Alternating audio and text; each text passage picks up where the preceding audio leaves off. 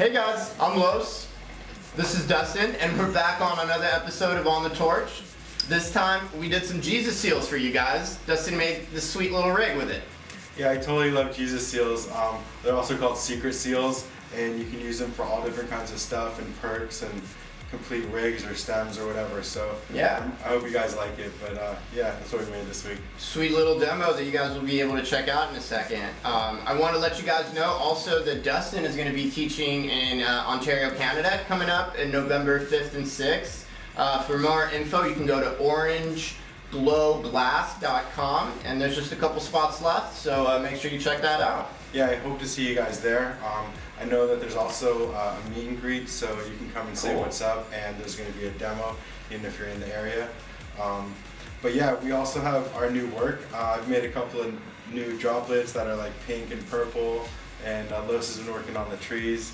You guys can check that out Instagram at Revere Glass, at Dustin Revere, and at Los1Glass. That's right. And send us a message there. We'd love to hear from you. Absolutely. What are you smoking on, Los? Oh, I got some Tahoe Chem from Golden Ratio. Dude, that looks so good. So pretty. Just so clear and nice. What do you got going on over there?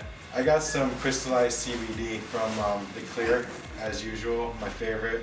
Got to give a shout out to those guys for just pushing the limits for sure. Oh man, they're taking it to the next level. Those huge crystallized CBD right there. It's made from hemp actually. Oh wow, that's awesome. And it's all American sourced, right? Yeah, exactly. That's so cool, man. That's the way to do it. Yeah. Cool, well we're going to take some dabs, watch this video with you guys, and check out the Jesus seal. So this week I was lucky enough to get some suspended CBD and some vegetable glycerin and vaping that before we start here on the Jesus seal. So Dustin's going to prep this 12 millimeter tube, close it up, and this is what we're going to use to make that Jesus seal ladder that we'll see shortly. So this is a great seal to practice. You can use it for perks and decoration and everything on your pieces, and it's a really fun seal to do.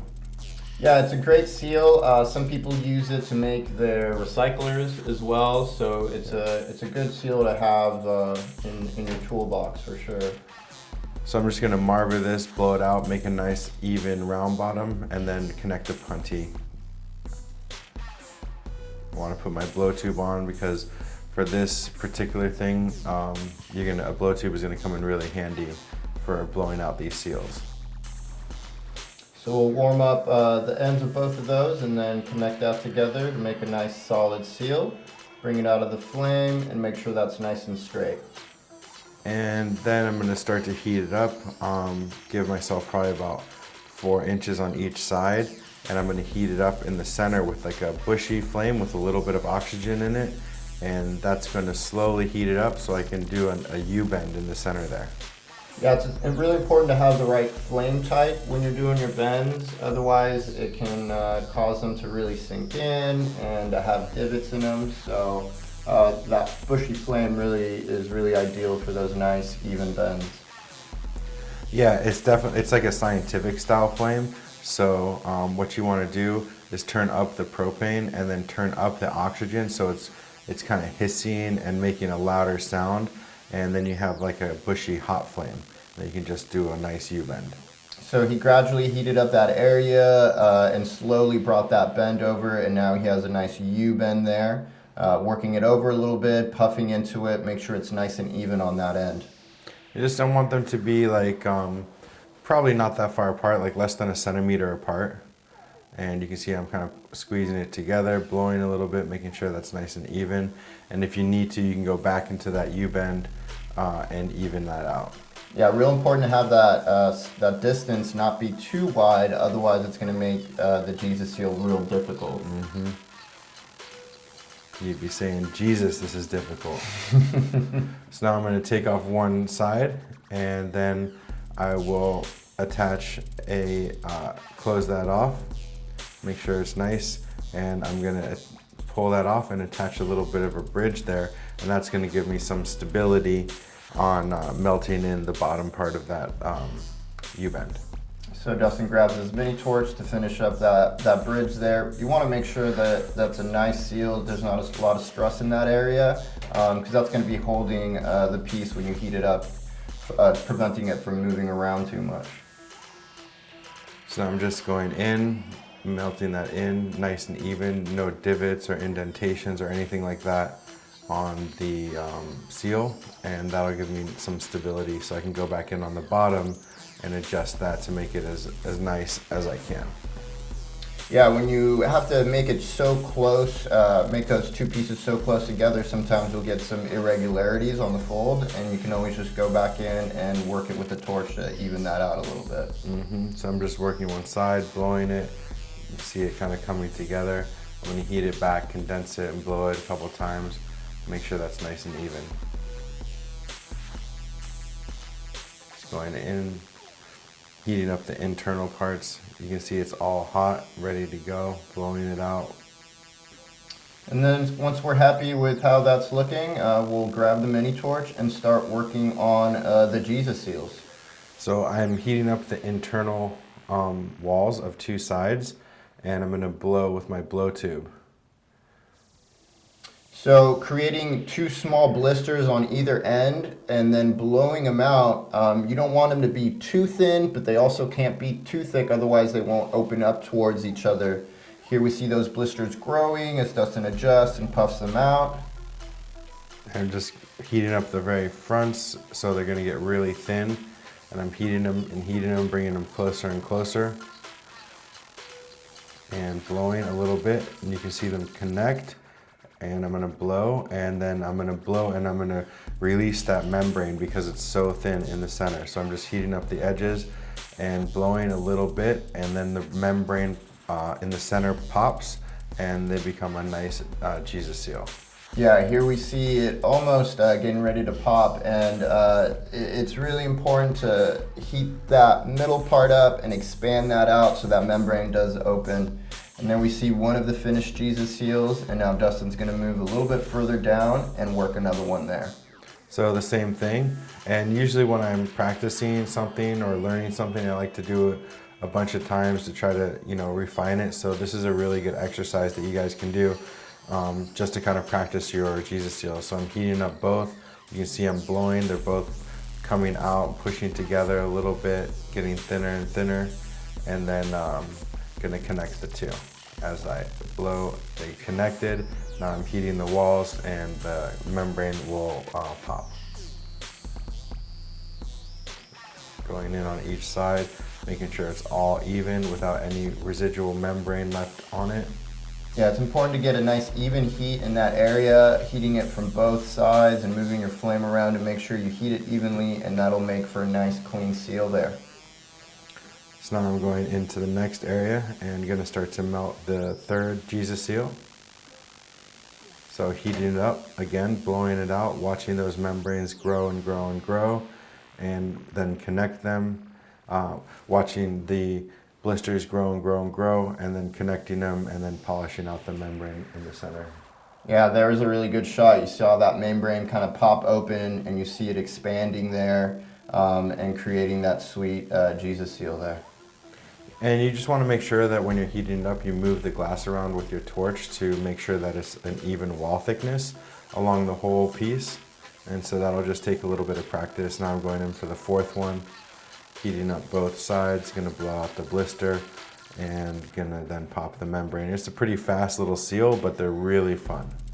Yeah, and this is, like Dustin said, a great way to practice them, because whatever you learn from the previous seal, you apply it to the next seal, and they can get cleaner and cleaner, and you get a lot of practice on them, which is really important when you're working on something a little bit more complicated, to make sure that you have that seal down so you don't have to worry about it. You can see all through that, and all the membranes are popped. You can see that it's all becoming one piece with airflow. And I'm going to go in and just blow it out. You can see it condense, and then I blow it out, and that's evening out the wall thickness right there. So now we've worked all the Jesus seal that we're going to work on that side, and we're going to heat up this other end here and get ready to switch our axes. Yeah, so I'm going to heat this up, bring that together, and blow out a nice little center point so it's really even, and in doing so it's going to create one more little donut, and I'll pull that off and connect the blow tube to the other side. So there we've opened up that end there, and we're going to use our reamer to open that up a little bit and make sure we have a nice clean opening. And then we can go back in with the mini torch to finish that off, make sure it's nice and clean. Yeah, just putting the mini torch through there. You can ream that out a little bit to make sure it's the same size. And now I'm going to blow on the bottom and connect the blow tube there, and then I'll be able to have that side of the ladder done. Yeah, right now the way Dustin is holding it's a little bit off axis because he's holding it from one side and the other side's bridged in. With this new opening, he'll be able to hold it very much centered now and make it easier to work when he's going to put in his joint and other pieces. So now I'm just going to connect my blow tube, and I put an earplug in it so that I can blow on that seal and make sure it's nice and even. So there we see the ladder connecting to the blow tube, heating up that seal, puffing into it a little bit, making sure the glass flows where you need it to go. You want to make sure that's a nice clean seal. So Dustin goes back in, works it a little bit more just to make sure it's nice and clean. So I'm going to hold it steady, make sure it's nice and on axis, and now I'm going to do the same thing on the other side that I just did by condensing that and blowing it out in the center. And then these are little sections that you can add together or do whatever with, and make something pretty cool. Yeah, today we're gonna make a nice little rig, a little 10mm rig out of it. Yeah, exactly. And you can even wear this one. You can put a string through any of those points and do that. So I'm going to connect my blow tube, make sure that I can have a nice control over the breath when I'm going to blow this out.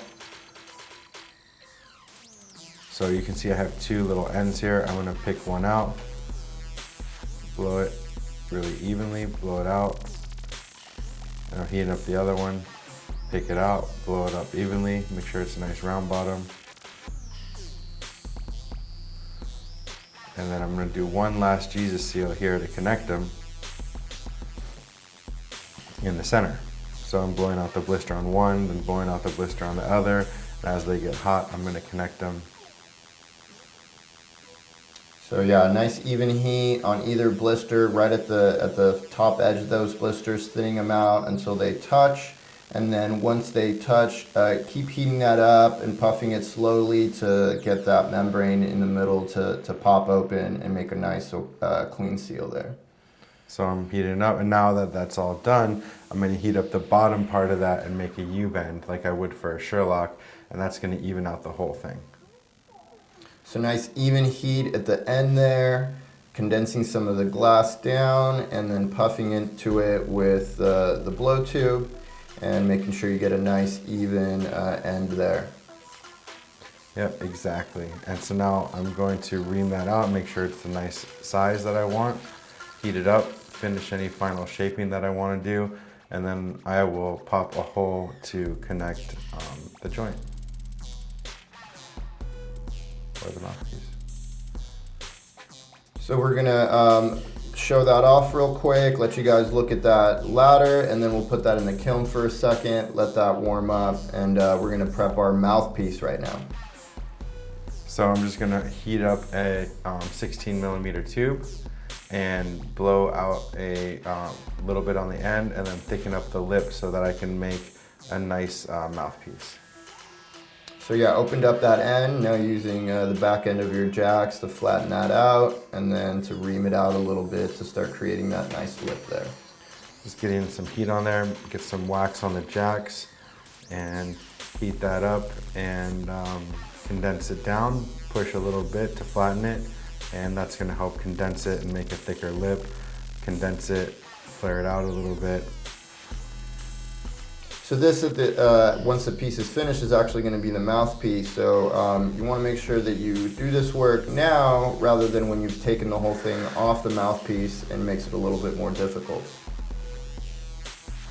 Exactly. So I'm using this really great tool from the Nathan Smith tool company, and it's a really great reamer. It's one of my favorite reamers, and it's really good for shaping mouthpieces. And then I use the brass reamer to kind of refine that shape a little bit. So they're a really nice set of tools that I get to use. So condensing that down, pushing it down, and reaming it open, you create that nice lip. Using those Smith custom tools makes it even nicer. Yeah, you can see the lip getting thicker and thicker, and you know, it's nice to have a nice thick spot for your mouth. It feels better and more sturdy than something thin, so you can take the time to make it nice and thick. It's worth it. Yeah, and a lot of times you see people judging the thickness of an entire piece by the mouthpiece because that's where they can see the wall thickness most of the time. And so if it's really thin there, people are going to think, even if the whole piece is much thicker, people are going to assume that it's a thinner piece. So good to have a nice solid mouthpiece there.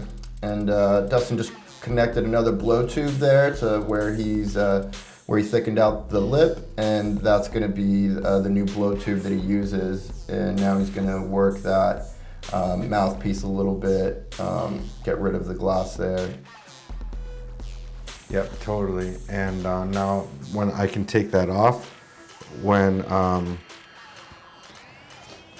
I can take that off when I finish the piece. So it is a hot seal, but I'll be able to take that off and keep that thickness on the lip. Opens that end up, works it a little bit with the jack, flare it out to the same size as the rest of the tube, and then we'll put that in the kiln for a second and get ready to open up the end here where we'll be connecting that. So I'm heating it up in the center and just across from where the other blow tube is, and then I'll be able to make that straight seal from the mouthpiece to the ladder. Heating up, blowing it out a little bit. Creating that nice little thin blister and then popping it open using the jacks to make sure that's a nice even opening there. Opening it up nice and even, grab the mouthpiece, and I'll plug that up so I can blow into it. Now we'll make our connection here, heating the lip of both of those pieces, bringing them together, and then puffing a little bit to expand the seal and make sure it's nice and tight, working it in the flame.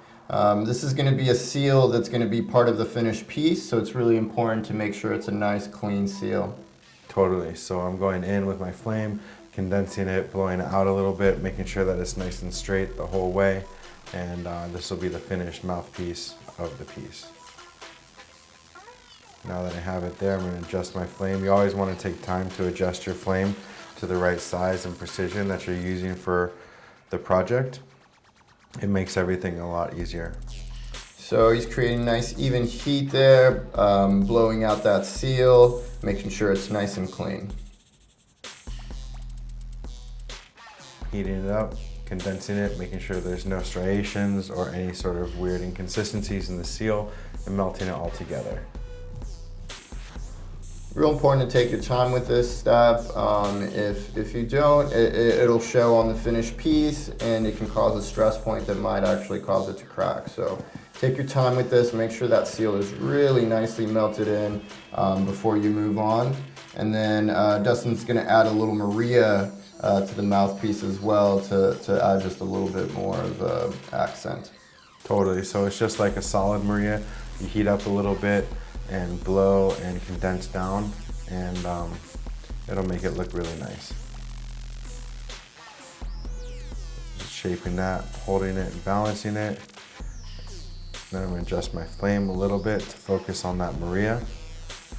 Yeah, like Dustin said, real important to adjust the flame for the job that you're doing. If you have a large flame and you're trying to work a nice precise Maria, it's gonna probably go get a little too hot and it'll be much harder to handle. So nice precise flame concentrating on the area that you're building there will give you a little bit more control as you build up that Maria.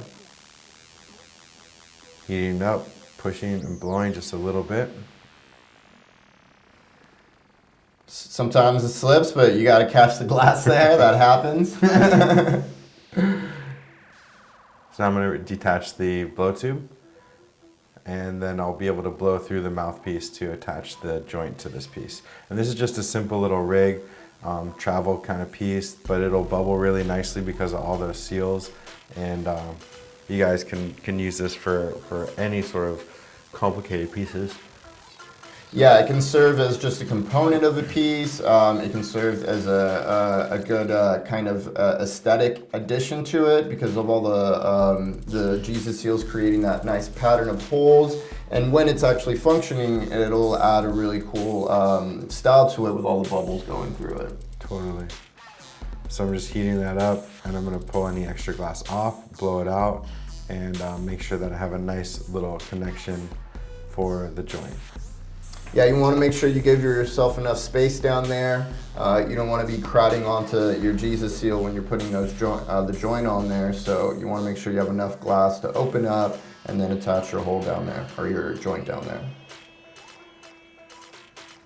So heating it up, blowing it out, making sure it's even and it's a nice flow for the whole piece.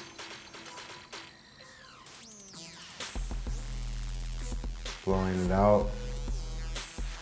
And once I get it to the shape that I want, I'll be able to pop a little hole on the side and connect the joint to it. So Dustin's happy with the way it's looking now. So now he's gonna focus on opening up a little a hole down there that he can then use to connect his joint. So I'm gonna attach a bridge here, a space for a bridge in case I wanna use a bridge on my joint to make sure that seal is really nice. Sometimes you'll need a bridge and sometimes not, but it's always good to do a little bit of prep in case you do want a bridge. Yeah, absolutely. Better safe than sorry. Sometimes you get your seal on there and it looks great and you don't need to bridge it, but other times it needs a little bit more work, and to have that bridge prep there makes it so much easier. So it's good to prep that before going in for that joint. So now I'm just put this on my 10mm joint holder. This is a female, so this is what I would use to steady the joint. I'm just going to detach the tube from it and attach a punny so that I can make a bridge out of this if I need to. Heating up both. Going to do a nice clean hot seal, make sure that it's stable and that there's not any chance of it cracking off or anything like that after it's attached. Yeah, real important to make a nice clean seal there because that is going to be supporting the joint when you make your bridge. And even when you're holding it, it can crack there and cause a lot of problems. So make sure that's a nice solid seal there. So now that I have it all heated up in the kiln and the temperature is equalized, I'm going to heat up the bottom, blow it out just a little bit, and thin it out and make sure that it's good for connecting the joint to. I'll pop a little hole where I want the joint connected. So using that mini torch, working the specific area where he wants to connect his joint, popping a blister open till it pops open, and then reaming it out a little bit. Put that in the kiln for a second, and now he's going to prep his joint that actually is going to go on the piece. So I'm just going to estimate how much of a length I want on the joint. I'll blow it out to a nice round bottom, and once it's in the round bottom, then I will be able to pop a hole and connect those two on a side seal. Yeah, it's important that you think about how that connection is going to be made before you open your holes. If it's going to be a side seal, then you want to make sure that you have a nice opening on the side there. If it's going to be a straight seal, you want it at the bottom there. For this specific piece, a nice side seal is going to work best. So I'll grab the piece out of the kiln, pull my torch back so I can work under the torch and hold my blow tubes and handles under the table area, touch them, and then heat them up and bring them to where I want them. I'm going to take off the joint so I can adjust that. And now that's just a cold seal right there basically, so I have to go in, heat it up and adjust it more for it to work. So I'm going to connect my handle to it, and then I'll be able to adjust it and make my bridge. So heating up that punty for the bridge, it's a little short, so we're just going to add a little bit more glass there to finish it off. And trying to do this as quickly as possible, even because right now that joint is cooling down. And if you let it cool down too much and then go back in with the flame, it'll crack. So a lot of times making a longer handle is better, but sometimes you're going to get into a situation where you're going to have to make a little bridge piece in the bridge and make sure that all those seals are really good. Otherwise, it will not work for you when you go back in to melt it in. Once you melt it in and it's all, one piece, then you can move it around. You can be a little bit more reckless with your heat, but right now you have to be very precise and careful not to mess with it too much. Yeah, you got to be able to improvise sometimes, so you just got to flow with the situation at hand. Now that we got that bridge there, we're going in and making sure that seal is nice and even, condensing it down, puffing it out, and creating a nice even seal there at the bottom. Heating it up, blowing a little bit, making sure that's nice and even. Just making sure that it's all one piece and that all the connection points are melted together. So condensing, puffing out, condensing and puffing out, and that's how you'll get rid of any stress or any lines there separating the two pieces. So now that Dustin is happy with the way the seal is looking down there, he's going to remove his bridge, and then he can adjust the angle of the joint a little bit more. So you kind of want to use a little bit of a softer flame, and that way it kind of heats up slower. You can just adjust it right into place. Yeah, especially with those 10 millimeters, it doesn't take much heat to get them going, so make sure that you don't overheat that. Take your time, find that right kind of bend, and do it slowly rather than just trying to rush through it. So now I'm going to go in and polish the joint. I always like to take that grind off if it's a joint that has a grind on it. They just look a lot cleaner, so just going in really lightly with my hand torch to take off that grind. So nice gentle heat there, because you do not want to distort the end of the joint there. It will cause some problems when you put your nail or your slide on there. Yeah, absolutely. You want to make sure that that has the right shape because it's fitted. Now we're gonna heat up a little piece of glass here, and Dustin's gonna work a little bit of a bridge in between the joint and the body of the piece to secure it just a little bit more.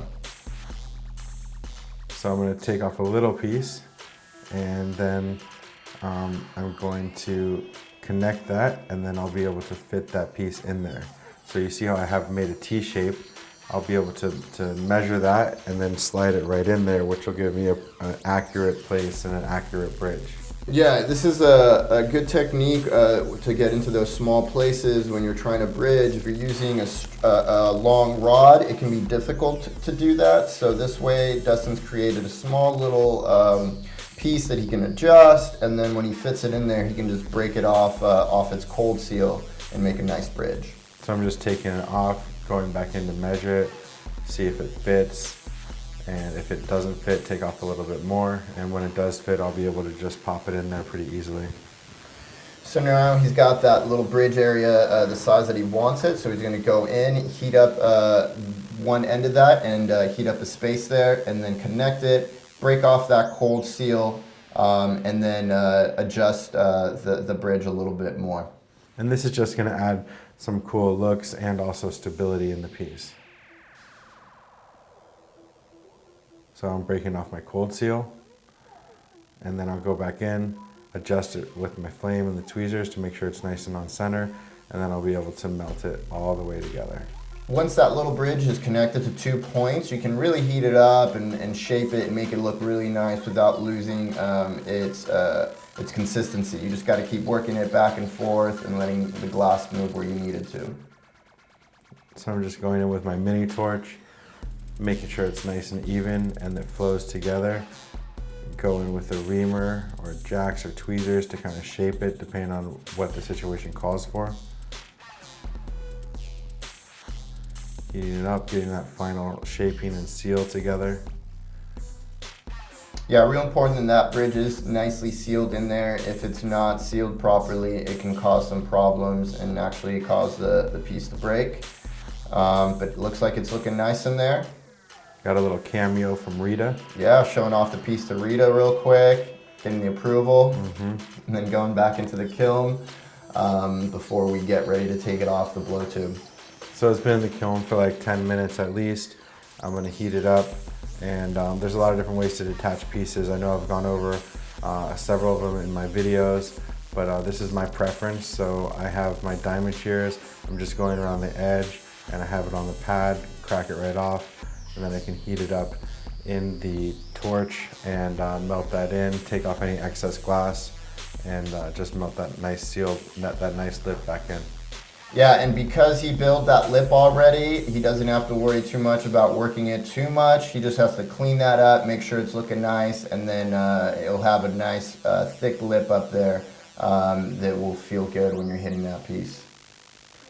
So as you see, there's a little piece of glass I'm pulling off, grab it with my tweezers, and once it's all off, I can paddle it in and then ream it, and that'll even out that lip piece. There it is, you guys. You can check it out. So he's going to grab the Kevlar pad as a better handle, and then just finish the bend on the mouthpiece here. Because it's good if it's kicked back a little bit. It'll be more comfortable for the end user. So I'm just going to heat it up really softly so you can see it's nice and red. Just bend it back, just kick it back a little bit, and that'll make the whole thing finished. Sending it down on the Kevlar pad there, and we're going to take a look at it. Now the finished piece looking nice there. Yeah, so you can see all the Jesus seals, the joint with the polish on it, the kickback mouthpiece, and the Maria. And we'll pop that in the kiln. And so yeah, here it is, the piece looking nice, all those Jesus seals, the nice 10mm joint with the bridge. And this piece is going to be for one of you guys. Yeah, just comment on the video, give us your thoughts, let us know what you think, and we will ship this out to you. Keep in mind you can use this for all different kinds of projects and add color or whatever you want. What's up, guys? Welcome back. We hope you enjoyed the video, learned a trick or two or something you can use in your own work. Yeah, like I said at the beginning, I really love the Jesus seal, and it's super fun, and it's really fun to practice too. Yeah, and this is a perfect way to practice it because you get to throw down on a bunch of them and really get the tech down. And like you said, they're really versatile. You can use them for a lot of different pieces. Some people use them to finish off the recycler arm that comes up. And just so versatile. A lot of really cool things you can do with it. Totally. So I got some questions for you. First question is from Virides Coyote, and they're asking about what materials work good for encapsulating. I think he means encasing. And he says, I've seen opals dozens of times. Is it because of how they interact with the glass? Yeah, it's exactly because of the way it interacts with the glass. The opals that we use and all glass blowers use are synthetic opals, and so they're manufactured in a laboratory under heat and pressure. And so basically the general rule is that if heat and or pressure created it, it has a higher chance of withstanding an encasement like that, traditional glass encasement. There's some glass stones that are possible to encase, Tektite, Moldavite. I know that we talked about some of this stuff in the video where we encased the opals for the dish and the dabber. So you guys might want to check that out, and also read the comments, because the comments there talk about what you can and can't encase. A lot of different things, and I mean, there's things that haven't been experimented yet that might be able to encase, you know. Totally. So it's just you want to know kind of the composition of what you're encasing, and like you said, if it can take a lot of heat and it can take a lot of pressure, chances are that it'll be able to take the heat from the glass. Now that doesn't necessarily mean it'll work. Now you need the compatibility aspect of it too. Yeah, exactly. But I would encourage you guys to go to Facebook, Revere Glass Gallery on Facebook. Yeah. There's a lot of communication and talking about different processes in glass, and I'm sure that people there will be able to see your comment and give you some insight. Yeah, that's what I always recommend when we get email questions, is for people to also join that group, because it's a really good forum where you can get insights from the entire Revere Glass community, and everyone gets to see it too. So we get to share that knowledge, and maybe someone had the same question and they see your post and they'll get the answer just like that. So make sure you join the Revere Glass Gallery group on Facebook and post your questions and pictures of your work there. Cool.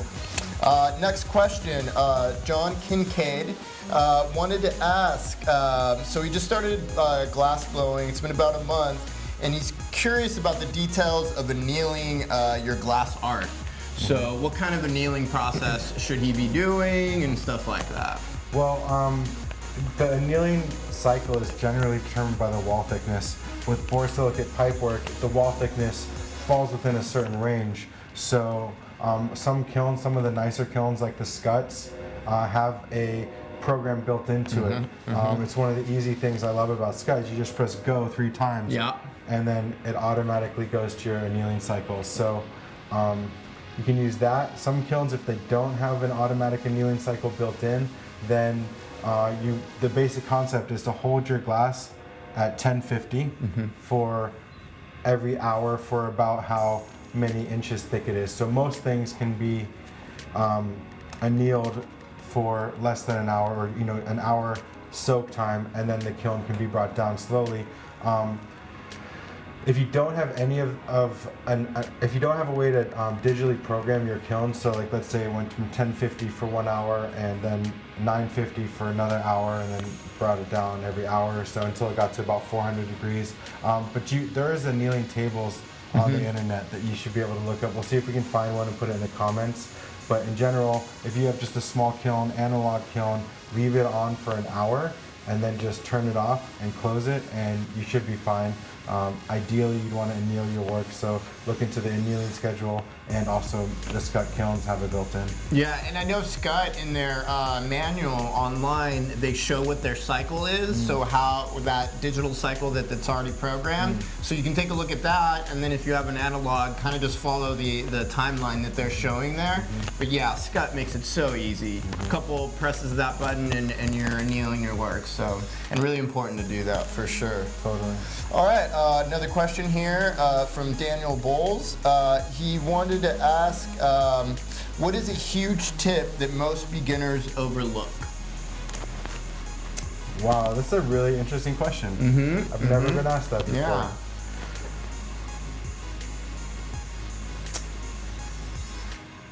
I think, wow, that's something I have to think about for a second. Yeah, totally. I mean, there's a few things that I can think about. One thing is that it takes a lot of practice to get good. Yeah, absolutely. I think that a lot of people come in kind of knowing that, and maybe you're asking for like a specific trick as opposed to a philosophical trick. But I think that, obviously knowing that it takes a lot of practice, and you're gonna fail more times than you succeed, and that's all true. And you're gonna crack pieces, and you're gonna, cut yourself and burn yourself, and it happens. It all happens. So, I mean, just be prepared for all of that. But I think that the main thing to focus on when you're blowing glass and learning glass is just paying really close attention to the way it moves and how it's reacting with the heat. If you can, take notes and say, this color reacts this way and that color reacts this way. Yeah. And when I do that to the bubble, it goes like that. And review your notes. Treat it like you're studying, like it's the most important book report of your life. Absolutely. For real though, it's just like paying attention to the details. At first you're going to be so overwhelmed with the big picture and making the pipe and getting it in the kiln. But really the beauty and the finesse is in the details. And doing each step right and making sure that that step is the focus, and then that heat is the focus, and just keeping calm, keeping in a calm state while you blow glass. To if you get excited, sometimes you'll forget to put it in the kiln or do something stupid. Sure. So totally. I mean, those are some things that my best advice for beginners. I appreciate the question. And if you guys have any advice for beginners, I'd love to see it too. You can post it in the comments or in the Revere Glass Gallery. And I know that everyone was a beginner at one time. Absolutely. I can think back to, what would I tell myself if I could say on the first day, hey, listen, kid. So let us know what you think. I'd be really curious. Yeah, absolutely. That's a lot of great advice for anyone starting up, for sure, in any kind of venture, really. Sure, you know, slow down, take your time. Yeah. So, yeah, great advice. Yeah. So we got some winners to announce. From Burning Man, from Beyond the Torch. Beyond the Torch. Nice. Yes, we got a couple sweet spoons. We have the horn spoon here, and then we got the wigwag spoon to give away. So nice. A couple winners. First winner, this one's gonna be for the horn spoon here. Is gonna be Tylosiraptor. Nice. Cool. We'll enjoy it. Absolutely. And then wigwag winner is Jojo, who says Dustin reminds him of the glass blowing Eric Warheim. Thanks, man. Totally. Whoever that is. But anyway, we'll see you guys soon. I know we got some other ones in the works coming. Carlos has been doing a great job editing. So we want to thank him for sure. And we'll see you soon. Thanks for watching. Bye, guys.